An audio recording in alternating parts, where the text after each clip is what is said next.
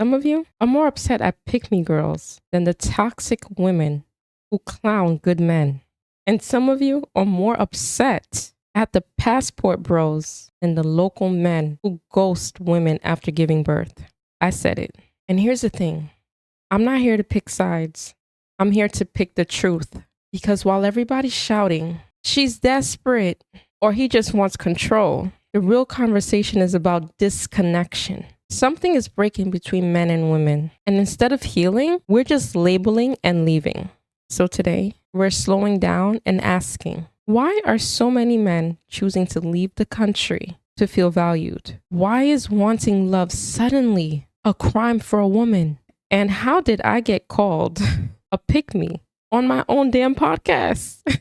Let's start with the passport bros. Now listen, some of them are loud, disrespectful, but others, they're just done. They're tired of trying to date in spaces where they don't feel heard or appreciated. They say things like, I'm only respected when I'm quiet. I'm expected to lead, but never have a voice. So they go abroad, not always because they hate women here, but because they don't feel safe to love here. And honestly, I think a lot of men aren't fleeing accountability. They're fleeing emotional chaos. They want peace, simplicity, mutual respect. And honestly, let's just be really truthful here. Dating today feels like a combat. You've got women saying, if he can't provide 6 figures, don't talk to me. And men saying, modern women are entitled, masculine, and ungrateful. That's not a love language. That's shade. That's war. What happened to wanting each other, guys? Now it's just who can outshame who. Women, we've forgotten how to be soft, how to be human. So we hide behind aesthetics, standards, and clapbacks. But beneath all of that, people are hurting. People are lonely. And people are afraid to admit they still want love. Now let's get into the term pick me. Originally, it was meant to call out women who dragged other women just to get attention from men. Did you hear what I just said? But now it is used as a blanket insult for any woman who wants a husband, believes in submission, says she prefers traditional roles, says she prefers traditional values. You can't even say, I love being a wife on TikTok without being dragged in the comments. It's turned into a lazy clapback.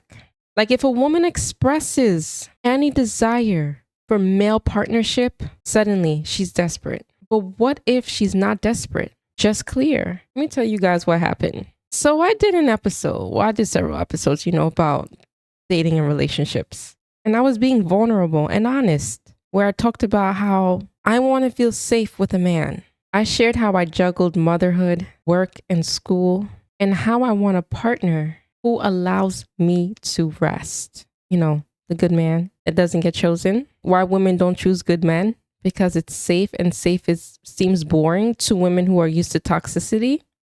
I'm not one of those. So in the comments, this is giving pick me energy. Girl, you sound desperate. And I sat with that. I really did. Not because it was true. Oh, hell no. Because I realized how many women feel ashamed for wanting something we were told not to need. It really took me back seeing how women were saying, I'm bashing women. I'm judging women for wanting a preference. For example, my episode about women wanting men that are 6 foot and taller. Yeah, women were coming at me saying women should be entitled to have a preference. Why you're trying to tell women that they can't have a preference is giving pick me Isha. And I'm like, they're not ready for the truth. They'll go and support these other podcasts that promote women empowerment, which is fine. We can empower each other. But we don't have to put men down and act as if we don't need them. Like we could do it all by ourselves. That sounds good. It sounds good. But do we actually mean that? Perfect example. Beyonce, one of my favorite artists. She'll sing about how she'll leave a man if he cheats on her and how she can do this by herself. Whatever. She don't need a man. She can move on. But what is she actually doing in reality? She stayed right by her husband. even after he cheated on her. So a lot of these women are out here telling you, we don't need men. Men ain't. Meanwhile, they're doing the complete opposite in their real lives. Here, I'm saying exactly what I want. I want to feel safe. I want emotional safety. I want love that feels safe. And safe to me is not boring. I don't want to have to stress about things. I want to be able to say, give me a second. I got to call my husband and see what he says. That's what I genuinely want. And I think the more we promote positive dating experiences without the negativity, that stigma behind modern dating goes out the window. Because why is wanting love suddenly embarrassing? Why is softness suddenly seen as a weakness? What is wrong with being soft? A lot of women now are hyper independent.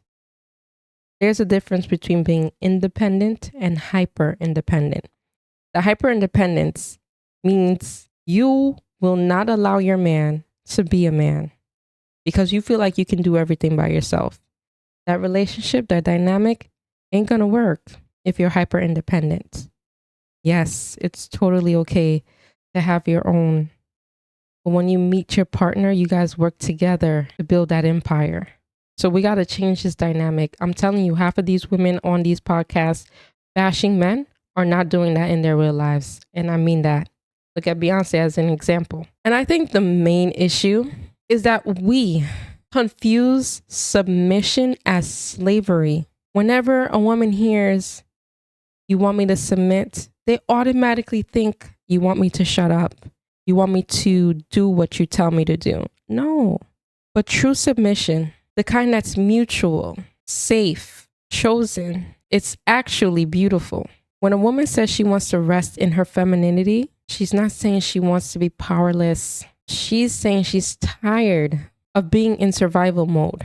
And if a man creates that space for her, what is the problem? My podcast has opened my eyes to a lot of things. One being how men feel underappreciated, how men actually feel like it's harder for them to find a partner. And after communicating with a lot of my subscribers, most of them say the same thing. I don't feel needed anymore. I'm hesitant on showing emotions because I don't want it to be thrown back at me.